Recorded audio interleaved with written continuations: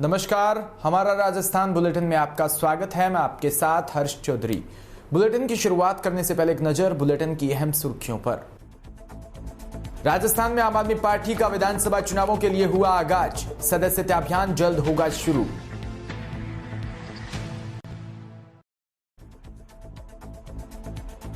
पावटा में सीमेंट के ब्लॉक से भरा ट्रेलर पलटा, बड़ा हादसा टला।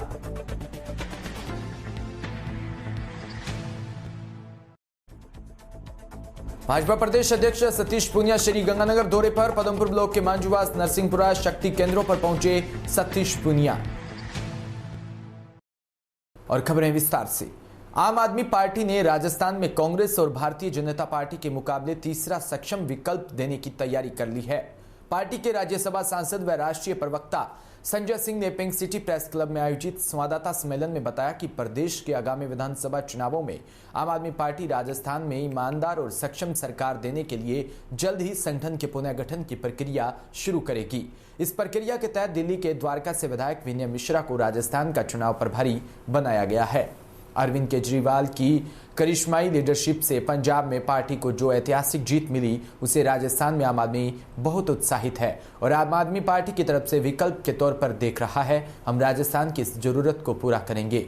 पार्टी के साथ जुड़ने के लिए खासों खास सभी पार्टी के नेताओं से संपर्क कर रही हैं। आपको जल्दी कुछ बड़ी घोषणाओं के लिए तैयार रहना है। कार्यकर्ताओं के उत्साह और पंजाब में पार्टी की जीत को सेलिब्रेट करने के लिए कल यानी रविवार को 27 मार्च को बिरला ऑडिटोरियम में कार्यकर्ता सम्मेलन, विजय उत्सव व होली मिलन का आयोजन किया गया है। इस मौके पर कई वरिष्ठ लोग पार्टी की सदस्यता ग्रहण करेंगे। राजस्थान में आम आदमी पार्टी के नवनियुक्त चुनाव प्रभारी व द्वारका से पार्टी के विधायक विनय मिश्रा ने संवाददाता सम्मेलन में कहा कि दिल्ली में अरविंद केजरीवाल ने शिक्षा, स्वास्थ्य, कानून व्यवस्था, महिला सुरक्षा और बिजली पानी के बिलों में माफी और इनकी सप्लाई के आधारभूत ढांचे में जो आमूलचूल बदलाव किए हैं, उनकी गूंज पूरे देश में सुनाई देने लगी है और पंजाब इसका उदाहरण है। पंजाब की जनता ने दिल्ली मॉडल पर विश्वास जताया। राजस्थान की जनता भी कांग्रेस व बीजेपी से मुक्ति और दिल्ली मॉडल की सरकार चाहती है। हम इस जरूरत को पूरा करेंगे।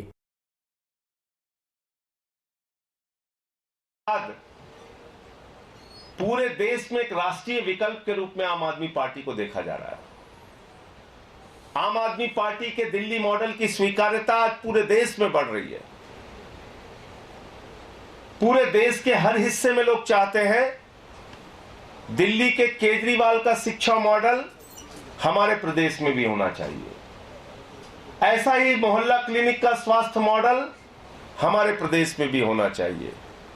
ऐसे ही माताओं बहनों के लिए बस की फ्री यात्रा का मॉडल, फ्री बिजली का मॉडल, फ्री पानी का मॉडल हमारे प्रदेश में भी होना चाहिए।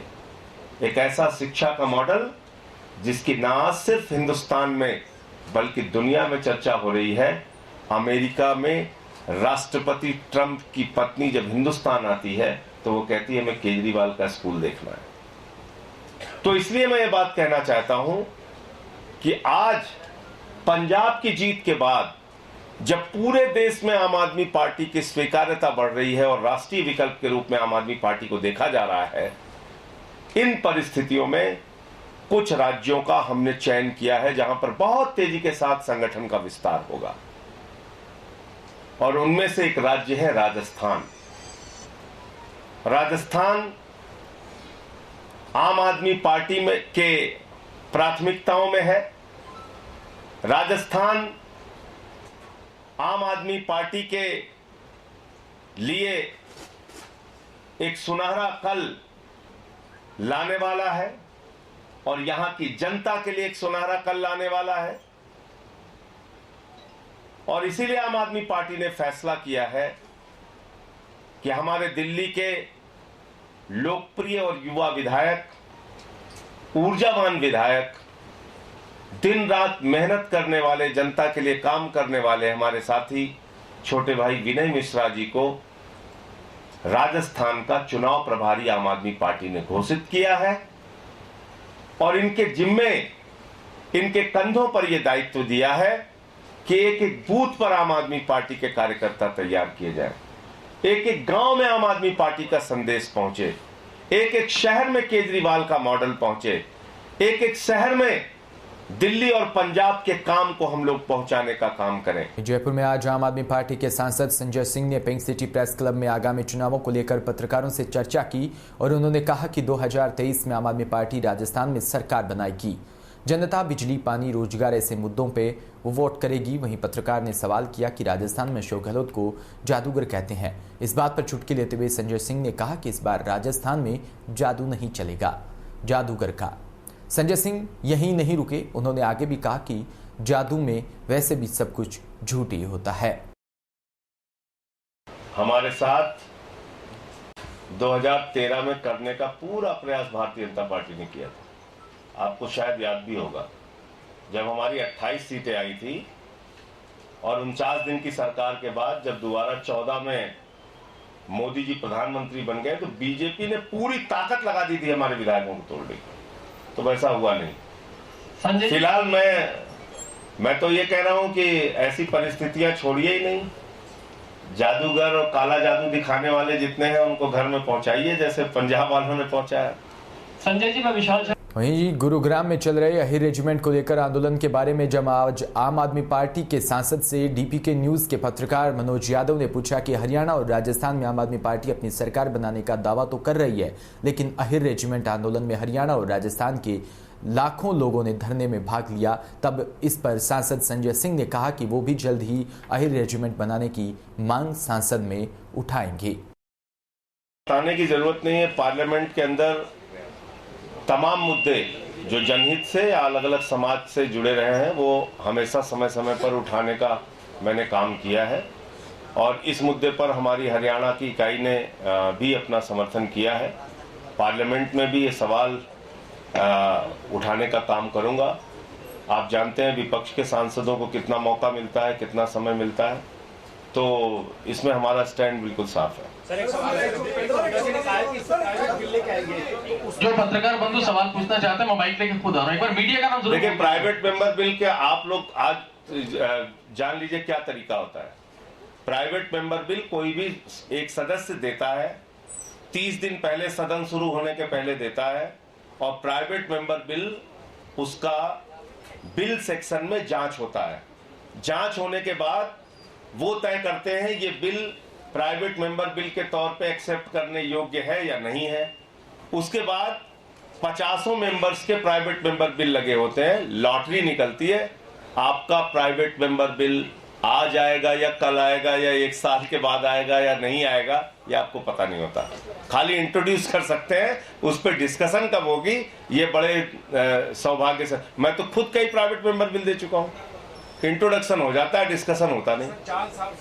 एबीपी न्यूज के मनीष जी एक सवाल पूछ रहे हैं सर, एबीपी न्यूज से। जी बताइए मनीष जी। पावटा से खबर, जहां शनिवार सुबह पावटा सीएचसी कट पर सर्विस रोड पर सीमेंट के ब्लॉक से भरा ट्रेलर पलट गया।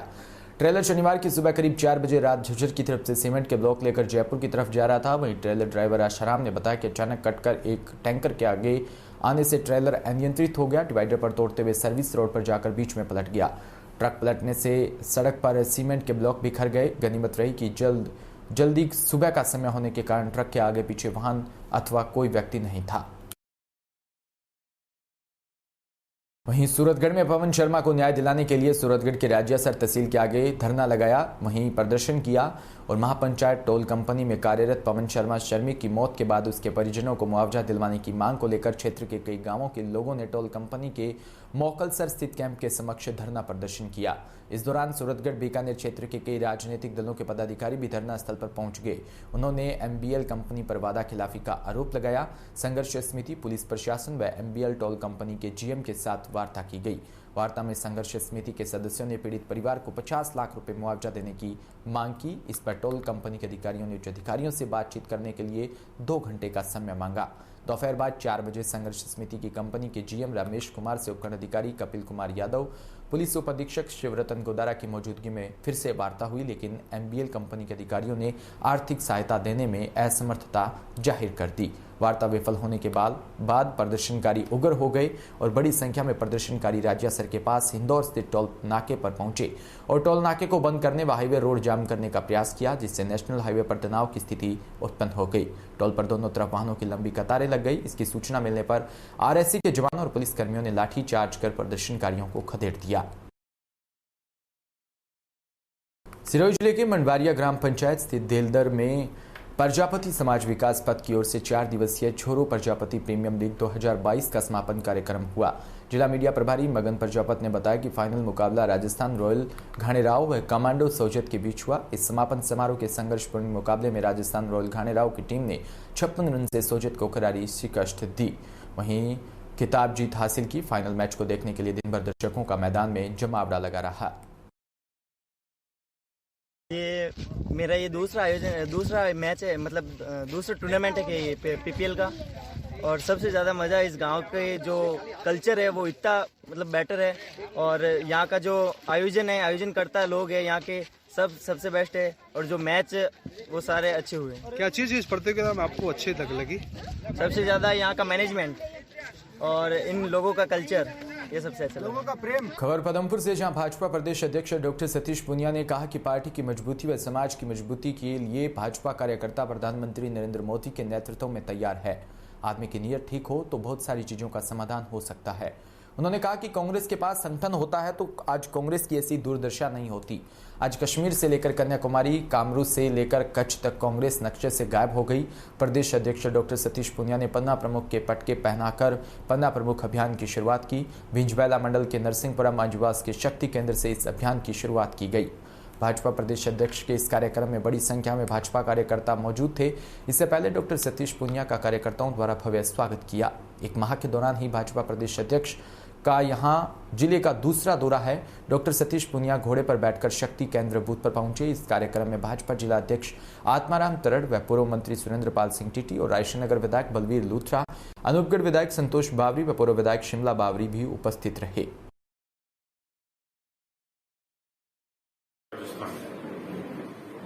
उससे पहले का इतिहास भी देखेंगे और संभावनाएं भी देखेंगे तो इन तीनों ही प्रदेशों में आजादी के बाद